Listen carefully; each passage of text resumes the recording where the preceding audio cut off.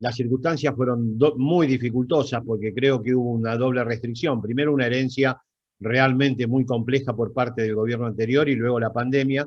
Y efectivamente, dentro de los problemas que hubieron de resolverse, aún y a pesar de que la solución obviamente no es plena a ninguno de ellos, podría haber sido peor. Bueno, de hecho, la UCA en su informe sobre pobreza manifestó que de no haber existido complementos de ingreso por parte del gobierno, tanto la pobreza como la indigencia hubieran sido peor. Lo mismo podemos decir que en el caso del desempleo, si no hubiera existido la concurrencia del Estado para sostener planteles de salarios y de personal, sobre todo pequeñas empresas, hubiera sido peor, pero en definitiva, un año muy difícil, con muchas materias pendientes a resolver. Esperemos que la cuestión sanitaria se pueda resolver en el curso del primer semestre del año que viene, como todo parece indicar, pero es obvio que fue un año que nos deja a todos un gusto muy amargo y que querríamos Artemio, rápidamente dar vuelta a la página. aunque no sea televisión, te voy a pedir que mires un poco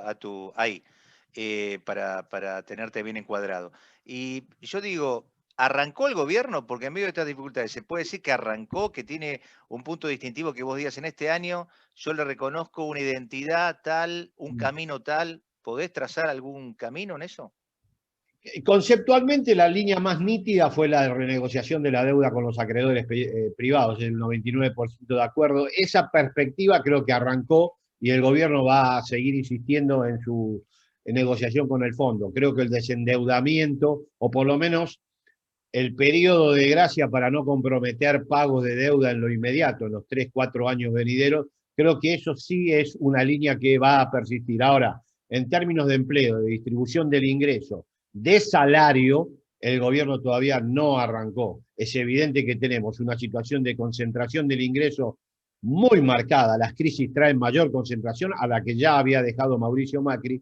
En términos de empleo seguimos en una situación crítica. La última información está por sobre el 15%. El gobierno todavía no ha podido realizar políticas pro empleo sustanciales y consistentes. Y en materia de salarios, con darte un solo dato, creo que va a ser suficiente. La mitad de los trabajadores formales privados gana 41.000 pesos. Una línea de pobreza en Argentina para 4 personas hoy es de 50.000. O Ahora, sea, estamos en una situación el crítica. kirchnerismo, que también por supuesto forma parte de este gobierno, en su momento, en los tres periodos anteriores, Néstor Kirchner, dos de Cristina, tuvo un relato determinado, una épica. Macri, contrapuesto a ese modelo, también tuvo su relato de inserción al mundo, etcétera, etcétera, etcétera, ajuste de la economía, esfuerzo, todos los Lluvia de resultados que a la dinero. vista estuvieron con una herencia muy pesada recibida. Pero digo, ¿cuál es el relato de este gobierno, de Alberto Fernández? No, bueno, yo creo que el relato fundamental está en la consigna inicial. Primero los últimos. Alberto Fernández va por quitar de la extrema carencia a una magnitud importante de argentinos. No olvidemos que hoy tenemos 10 puntos de indigencia declarada, yo creo que son bastantes más. Tenemos casi 9 millones de argentinos que están recibiendo o estaban recibiendo el IFE, lamentablemente ahora se discontinuó. Yo te diría, Horacio, que casi 20 millones de argentinos están en una situación de muchísima carencia y creo que esa es la prioridad. Y el relato que inicialmente Alberto Fernández puso en juego para comenzar a construir una épica de este gobierno. Yo creo que lamentablemente, por circunstancias muy diversas, ese impulso inicial de primero a los últimos se fue diluyendo, perdiendo, quizá por el impacto de la pandemia, que nadie lo consideraba, pero creo que tiene que retomar rápidamente la construcción de un relato que le dé profundidad y me pareció bien el inicio de ir con políticas específicas para tratar de resolver, solventar la situación tan crítica de casi 20 millones de Ahora, argentinos. ¿es un gobierno, como muchos dicen, de dos cabezas, donde no está claro quién manda, bajo tu punto de vista? No, no, yo ahí desestimo ese análisis, creo que es parte del discurso opositor, no me parece que sea un gobierno de dos cabezas, sí creo que tiene incorporado una coalición donde hay liderazgos que conviven, es evidente que no son simétricos los liderazgos, no lo voy a inventar yo, en términos electorales el liderazgo preponderante es el de Cristina Kirchner, pero en términos ejecutivos Alberto Fernández tiene la impronta de ser el presidente de la nación en un sistema presidencialista y Sergio Massa que maneja claramente una estructura privilegiada que es el Parlamento y sobre todo la Cámara de Diputados, que es la que más, si vos querés, complejidad tiene para el manejo de oficialista. Por lo tanto, son tres liderazgos, son asimétricos, pero que pueden convivir perfectamente y en ningún caso, creo, compite Cristina con Alberto en la toma de decisiones Vos no sé ejecutivas. qué, porque estamos hablando, recordemos, con todo el mundo lo conoce, Martín B. López, un sociólogo muy importante, pero además, y esto no te hace mella en todos tus análisis, blanqueas tus ideas y sos un, podríamos decir, un adherente a la causa del modelo kirchnerista, ¿verdad?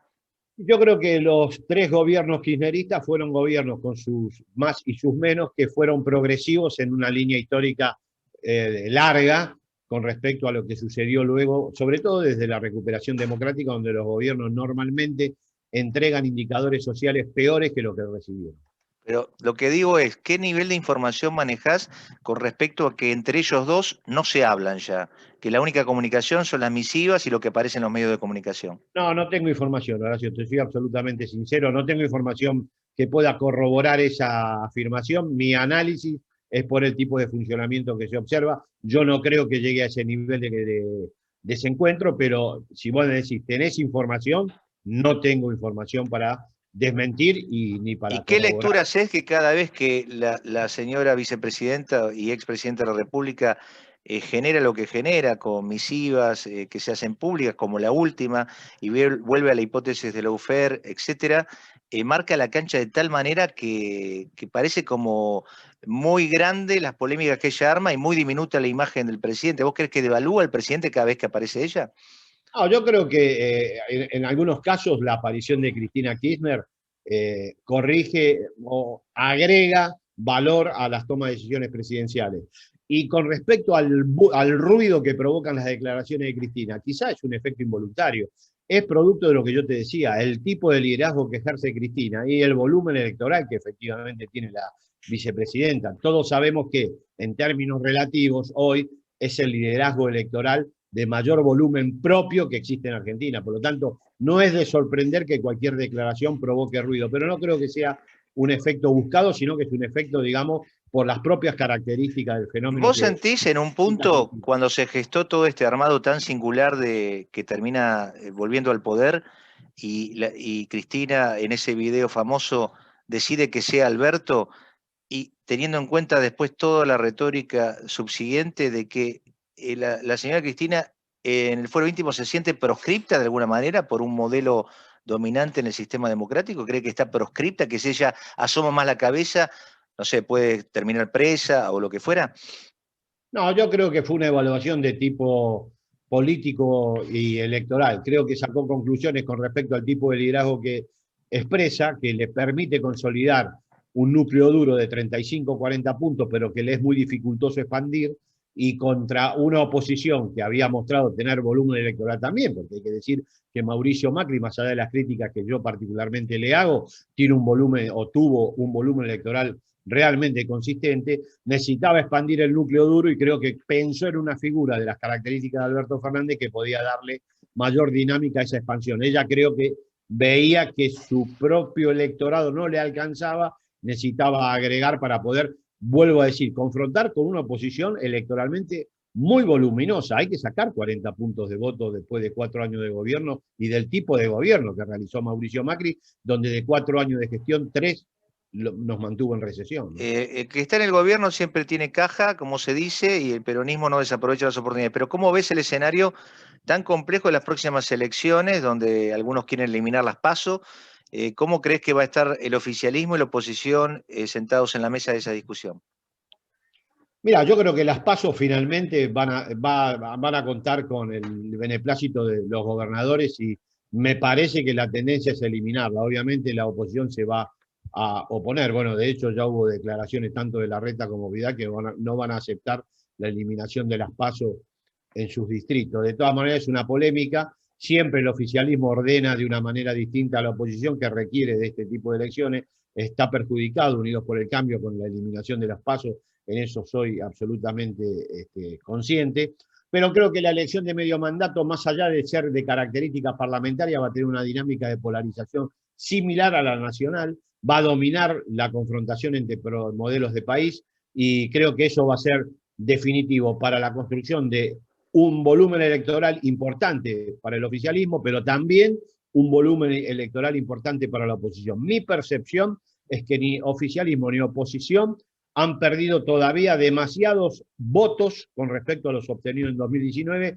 y que las terceras opciones no van a tener lugar, sean estas de izquierda o de derecha. Por lo tanto, creo que vamos a una elección muy competitiva con una nacionalización y una polarización muy importante. La vacuna, más allá de una herramienta sanitaria, es también hoy una herramienta electoral. Es decir, si Alberto Fernández logra, a partir de estos acuerdos, la vacuna rusa, etcétera, que la mayoría de los argentinos quede a mediados de mitad el año que viene vacunados, aunque sea en una primera ronda, ¿eso va a ser también un efecto electoral positivo?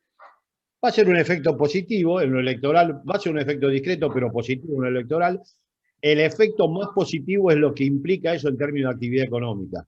Yo creo que el oficialismo va a jugar su suerte definitivamente en el despliegue de la posibilidad de que haya nuevamente actividad económica, por lo tanto consumo doméstico, por lo tanto mejores salarios y que efectivamente eso va a ser lo que le dé finalmente las mejores chances electorales al oficialismo. La vacuna es una condición necesaria, pero no es suficiente. Lo último, Artemio, ¿vos creés que esto de los funcionarios que no funcionan, que fue una de las misivas de Cristina, se quedó, Alberto, como una suerte de resistencia ante la sorpresa en hacer pocos cambios y debería mover más el tablero del gabinete? Mira, yo creo que normalmente los presidentes, y esto lo aprendí de Néstor Kirchner, son reacios a hacer grandes cambios de gabinete y sobre todo si hay algún pedido extra por parte de algún actor político o algún actor mediático que así lo exige. Por lo tanto, creo que Alberto se afirmó en su gabinete, que por otra parte me parece que es un gabinete que tiene figuras importantes, que habría que desplegar más en el tiempo, y que es muy probable que el repliegue se debe a que nota cierta presión para que él modifique la actual estructura ministerial. Yo creo que en eso está bien. El presidente no puede conceder a presiones los cambios de gabinete ni ninguna decisión porque pierde autoridad, pierde volumen, pierde eficacia su palabra. Creo que es una decisión sabia del presidente mantener, bueno, mientras le sea posible y que efectivamente él no vea un problema de funcionamiento central, mantener el elenco ministerial.